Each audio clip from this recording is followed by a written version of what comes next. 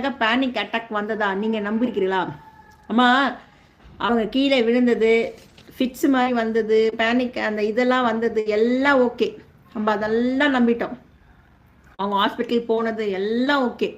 But அவங்க வந்துட்ட பிறகும் பாரு கிட்ட போகும்போது அலறின்னு ஓடுறது, கமுரின் நைட்டு கிச்சன் கிட்ட வரும்போது அலறினது, பெட்ஷீட் எடுத்துன்னு போத்தின்னு பயந்தது, அதுக்கப்புறம் அவங்க காலில் விழும்போது அதெல்லாம் பார்க்கும்போது அந்த பேனிக்கும் அட்டாக்கும் டவுட் ஆயிடுச்சு. அந்த மாதிரி பயப்படுறவங்க தள்ளுற வரைக்கும் எப்படி தைரியமா உட்காந்துட்டு இருக்க முடிஞ்சது? அப்போ அவங்க கதவு திறந்துட்டு பயந்துட்டு இறங்கி தானே வந்துட்டு இருக்கணும், இறங்கி ஓடி வந்துட்டு இருக்கணும்ல.